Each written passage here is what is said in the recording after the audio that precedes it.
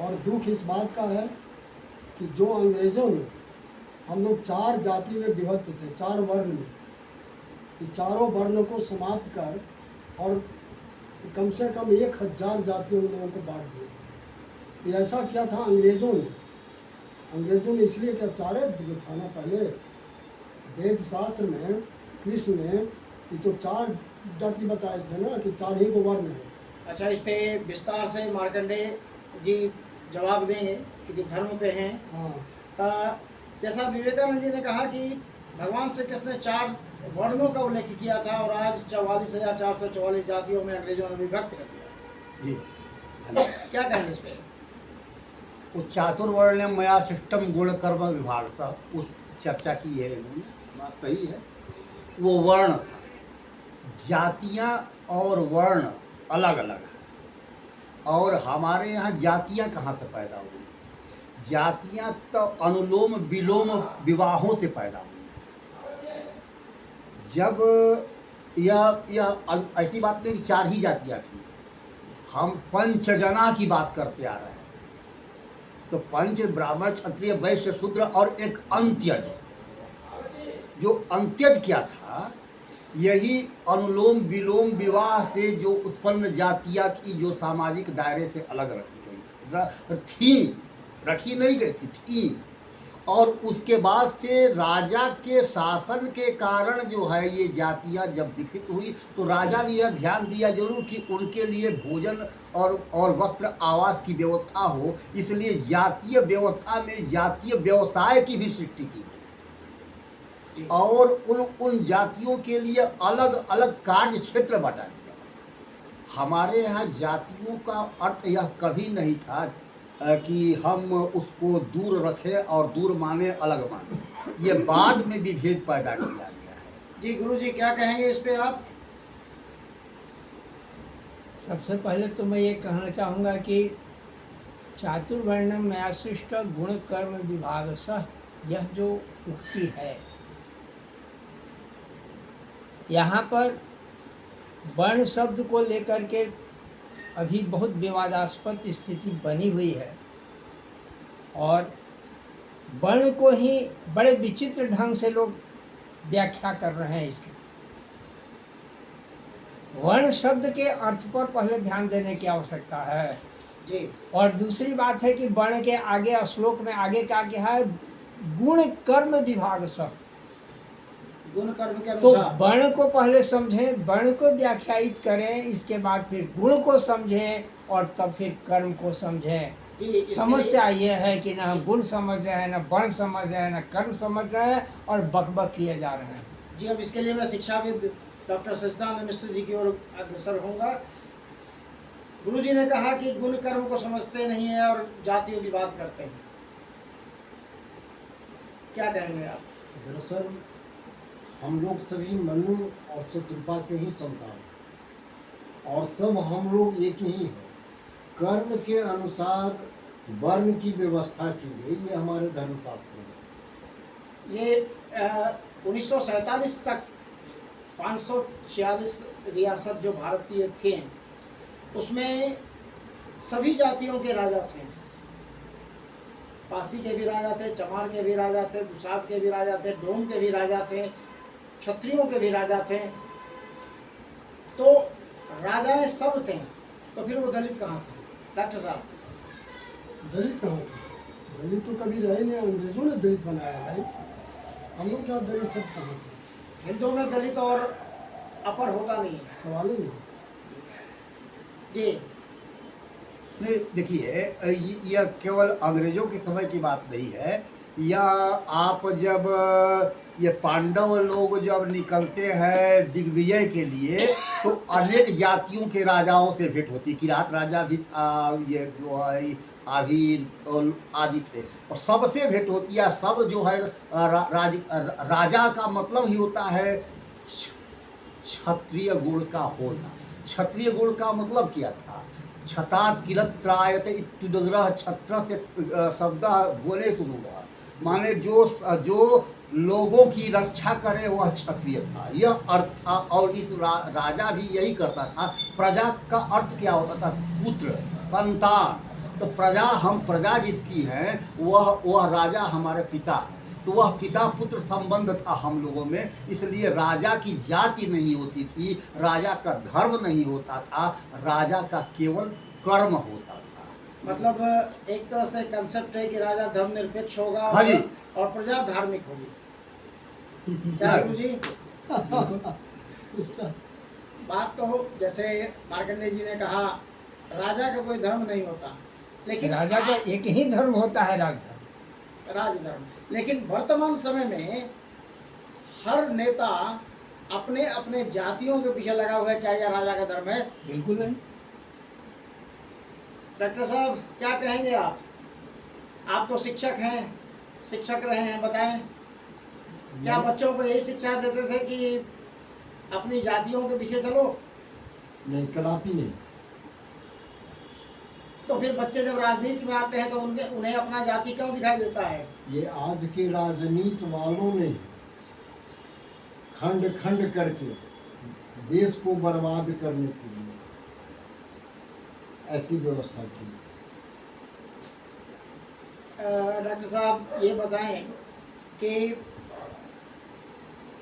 गुण धर्म संस्कार सिखाने का कार्य ब्राह्मणों का है, और सभी नेता खासकर 1947 के बाद से सभी नेता सबसे ज़्यादा अगर दुश्मन हो रहे हैं तो ब्राह्मणों के हो रहे हैं।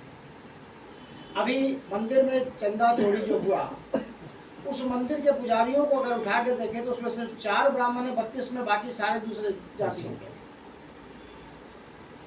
तो ब्राह्मण ही टारगेट क्यों हो रहे हैं?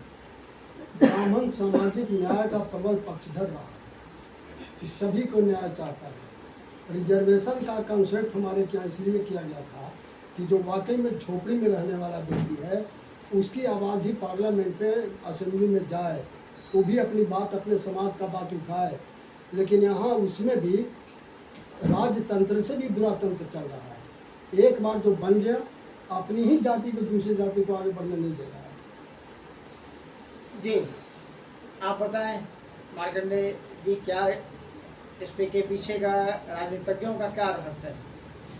देखिए, राजनीति जो है वह होती है आज वोट पर आधारित है, और जनसंख्या अपनी देखी जाती है कि हमारी जाति के लोग, हर जात चाहती है कि मेरे जाति का व्यक्ति आगे बढ़े, और नेता के रूप में देखिए उसकी जाति नहीं रह जाती है। जो नेता बन जाता है वह अपनी जाति को छोड़ देता है, बिल्कुल सही।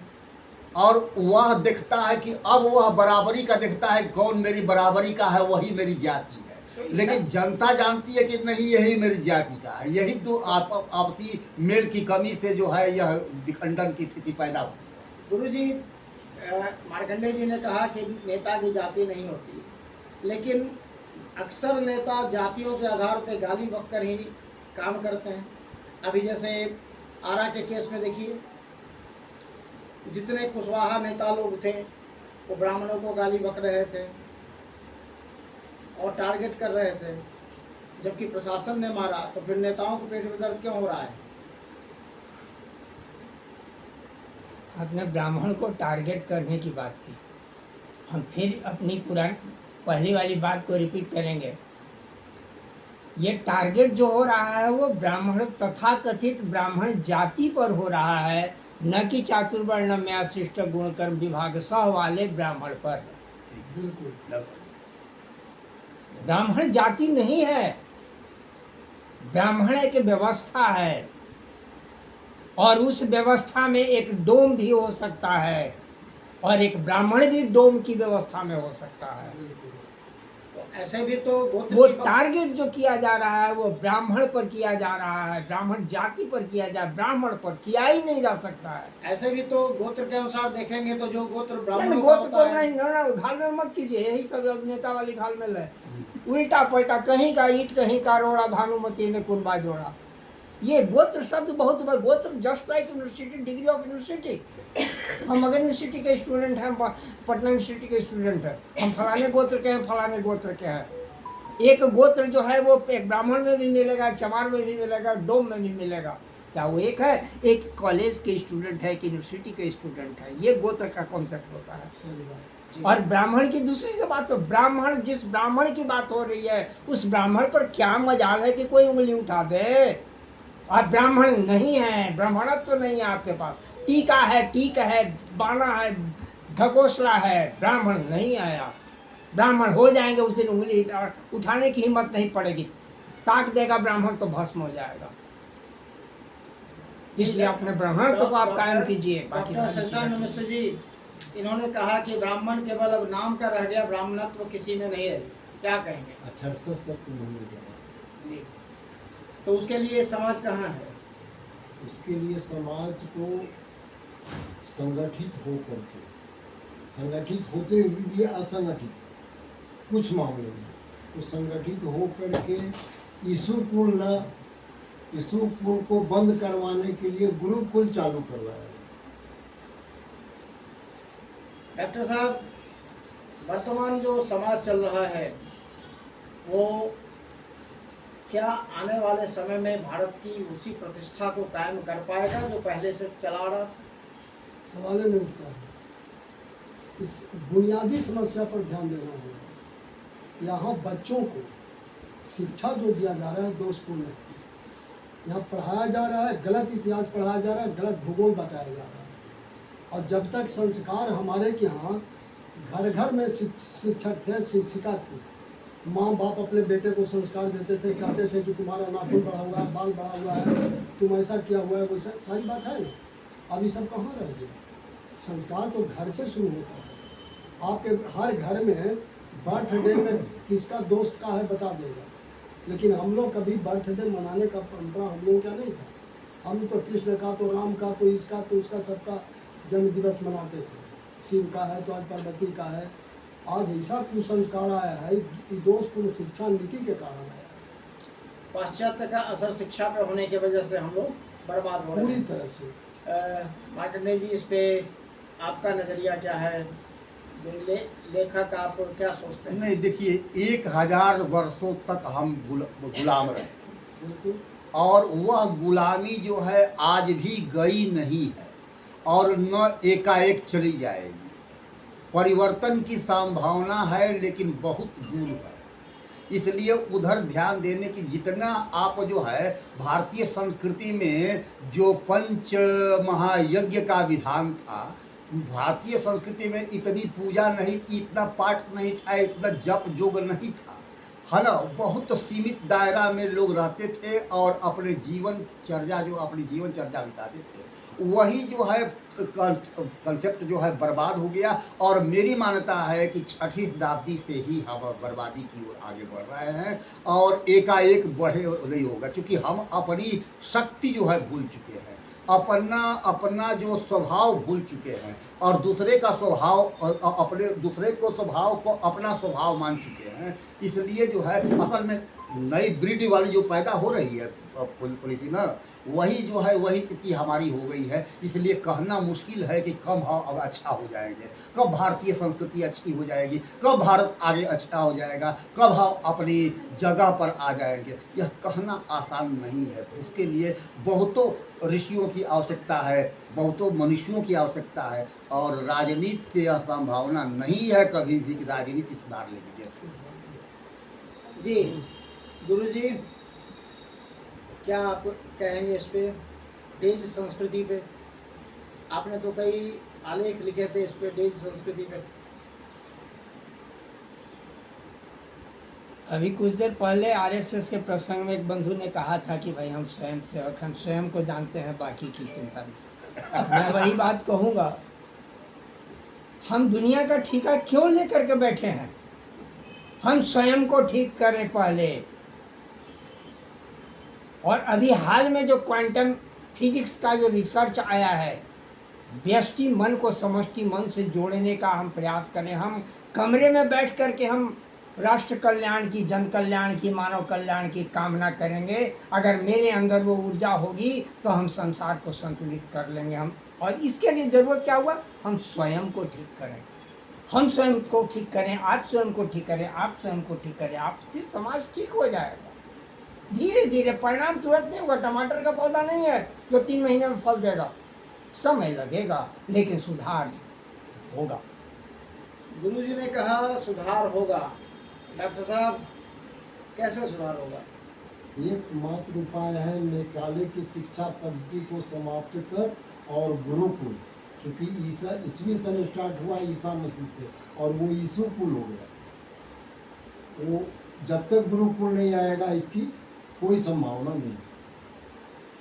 डॉक्टर साहब, हिंदुत्व की बात करते करते गुरुकुल स्थापित करने वाले, गौ को राष्ट्रमाता बनाने वाले, आज गौ हत्या और मंदिरों में चोरी पे उतारू हो गए हैं। तो क्या लगता है कि गुरुकुल स्थापित हो पाएगा? होना तो पड़ेगा, लेकिन इस आज परिस्थितियों में नहीं तो कैसे कल, होगा? अभी थोड़ी देर है कि सुधार तो घर से होना पड़ेगा। हम लोग केक काटते हैं अपने बच्चों के लिए, मोमबत्ती जलाते हैं और जला के कुसंस्कार क्या सिखाते हैं। जहाँ मोमबत्तियों को मामूली पूजा पाठ करने वाले व्यक्ति घर में हैं, वो भी इस बात को जानते हैं कि जहाँ दीपक प्रज्वलित किया जाता है तो हाथ पहले धोया जाता है, धोया जाता है ना। सबके यहाँ जो भी पूजा पाठ करने आरती वाले मंगल वाले हैं तो हाथ धोते हैं। अब बच्चा को वहाँ मोमबत्ती जला करके हम लोग कहते हैं कि दीपक करो कि कल्याण हो। दीप जलाते हैं कल्याण के लिए, दीप जलाते हैं कि अखंड दीप इसका जले और दीप की तरह चमकता रहे, और उसको प्रेतांश हम लोग खिला रहे हैं। वो जो जहाँ वो फेंक गया ना, वो प्रेत का अंश हो जाता है। तो शिक्षा तो प्रेत का उसको दे रहे हैं, प्रेत अंश खिला रहे हैं, अंश तो खिला रहे हैं प्रेत का। अब आदमी कह रहे हैं मानवता का, तो कैसे होगा? आज बाप को बच्चा पहचान नहीं रहे, माँ को पहचान है, वृद्धावस्था में डाल रहा है। ये सब जो कुसंस्कृति आई हमारे यहाँ, इस पर गंभीरता से विचार करने की आवश्यकता है। ये मार्कंडेय जी, इसमें संस्कार की बात चल रही है, तो संस्कार कौन लाएगा? जब कांग्रेस की सरकारें थी और भारत गौ मांस में एक्सपोर्ट करने में नंबर आखिरी पायदान पे था, और आज भारत एक नंबर पे है जो हिंदुत्व की बात करते हैं उनके शासनकाल में, सही तो संस्कार कौन लाएगा? नहीं, संस्कार मेरी समझ से संस्कार राजनीति नहीं ला सकती है। राजनीति का काम है, और खास करके यह राजनीति जनतंत्रात्मक जो राजनीति है, वोट तंत्र वाली राजनीति है, वह समाज के सुधार के लिए नहीं होती। वह राजनीति होती है अपने पद और कद को बढ़ाने के लिए। इसलिए समाज का काम समाज के पास रहेगा, तभी समाज अपना कल्याण कर पाएगा। समाज समझ हो चुका है, समझ मतलब पशुओं का झुंड, और समाज तभी होगा, मानव का समाज ही समाज हो सकता है। तो जब मानवता आपकी बढ़ेगी तो अपने आप जो है देश बढ़ेगा, काल बढ़ेगा, व्यक्ति बढ़ेगा, विकास बढ़ेगा, समाज बढ़ेगा, संस्कार बढ़ेगा। जी गुरुजी, इन्होंने कहा कि जब समाज में संस्कृति आएगी तो बढ़ेगा, लेकिन पूरे समाज पे नेताओं की करतूतें, फिल्मों की करतूतें हावी हो रही हैं, तो समाज और संस्कार कैसे बढ़ेगा? आप वोट के समय हिंदू हो जाते हैं और वोट लेने के बाद आप ईसाई और इस्लाम के लिए काम करने लगते हैं, तो ये कौन सा चरित्र है नेताओं का?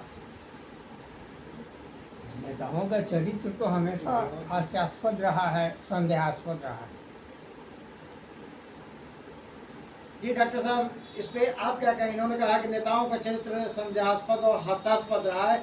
आप खुद राजनीतिक पार्टी से बिलोंग करते थे, क्या कहें? इसीलिए आज हम काफ़ी शर्मिंदा हैं। इस इंटरव्यू से हम काफ़ी शर्मिंदा हैं कि जो काम करना चाहे, राजनीति जो बनी थी पार्टी इसलिए कि यहाँ सेतु का काम करना था, कि समाज में क्या हो रहा है उस सरकार को बताना था कि भाई हमारे समाज में ये त्रुटि है, इस तरह का बात है। तो अभी तो न कोई कार्यकर्ता है न कोई कार्य है। अभी तो कोई कार्यकर्ता रहे नहीं, ठेकेदार और दलाल का केवल समूचे सारे पार्टी में। तो भाई एक पार्टी की बात नहीं है, कांग्रेस की बात नहीं, भाजपा की नहीं, लेकिन सब एक दूसरे से कंपटीशन कर रहे हैं। चरित्रहीन कौन ज़्यादा आगे, भ्रष्ट कौन ज़्यादा लोग यहाँ पैदा ले।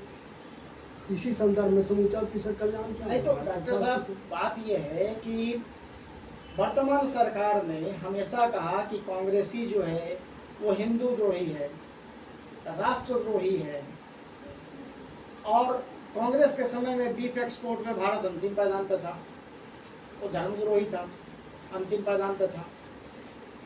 और आज एक नंबर पे है तो ये कौन से धर्म भक्तों की बात है? कहा अभी तो गुरु जी ने साफ स्पष्ट शब्दों में कहा कि राजनीति से इस पर चिंतन भी करना व्यर्थ है। राजनीति की उछल कर नहीं सकते। राजनीति तो सत्ता की राजनीति कर रहे हैं ना, सत्ता केंद्रित राजनीति हो रही है। जब तक व्यक्ति केंद्रित, मानवता केंद्रित राजनीति नहीं होगी तो कल्याण समाज का होना है कभी नहीं होगा। मार्कंडेय जी, भगवान श्री कृष्ण ने धर्म की स्थापना के लिए महाभारत का युद्ध किया था, और आज के राजनीतिक दल धर्म को समाप्त करने के लिए प्रोपेगेंडा करते हैं। नहीं, देखिए, उनका असल में उस समय की व्यवस्था और आज की व्यवस्था में दोनों का अंतर हो गया है।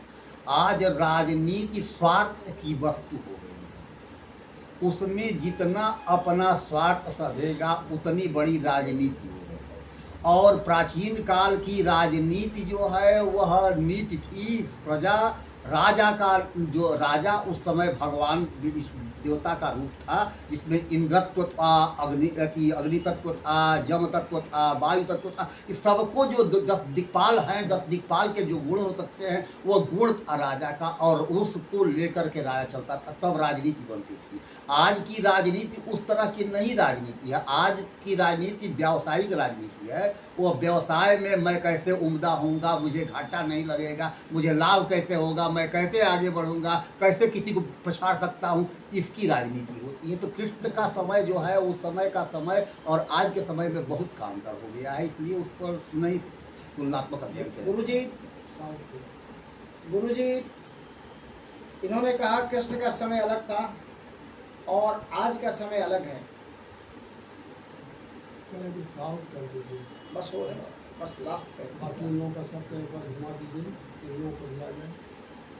आज के समय में राजनीति में जो नेता एक बार बन गया वो जीवन भर नेता बन जाता है, और जो कार्य करता है वो जीवन भर झंडा ढोने के लिए वो मजदूर बन जाता है। तो क्या कहेंगे इस पे आप? नींव का ईंट कंगूरा कैसे देखेगा? वो कैसे देखेगा? सही मतलब कार्यकर्ता का जन्म ही हुआ है नेताओं का झंडा ढोने के लिए। लगभग। तो क्या उन अभी कार्यकर्ताओं इसके एकदम ज्वलंत उदाहरण है आपके भोला मिश्र जी, बोध गया। तो कार्यकर्ताओं को ये प्रश्न नहीं पूछने आता है नेताओं से, क्यों उसका साथ देते हैं? गलतियां उनमें भी है। वो कार्यकर्ता बनना क्यों अस्वीकार क्यों नहीं कर रहे हैं? जी वही तो एक बार धोखा दिया गया, दूसरे बार मैं कभी मैंने मौका लगा है तो मैं भोला जी से ये सवाल किया हूँ कि आप ये जो रोना रो रहे हैं, क्यों रो रहे हैं? आपने क्यों नहीं छोड़ा? कार्यकर्ता को पूछना चाहिए समय पर। अगली बार जब वो आपसे कुछ ठीक सहयोग के लिए आते हैं तो उस दिन उनको झाड़िए। आप नेता का बहिष्कार करना जब तक नहीं सीखेंगे तब तक कल्याण नहीं होगा। नेता का बहिष्कार कीजिए। जी बहुत बहुत आभार आप सभी मेहमानों का। आपने बहुत अच्छी चीज़ कही। अगर धर्म बचानी है, देश बचाना है, समाज बचाना है तो नेताओं का बहिष्कार करना सीखिए, नहीं तो ना आप बचेंगे, ना आपका अस्तित्व बचेगा, ना धर्म बचेगा। बहुत बहुत धन्यवाद आपका। धन्यवाद। सबका कहने लीजिए। अब करते हैं भैया, अच्छा अच्छा। अब उसके लिए उठना पड़ेगा। ओ इसको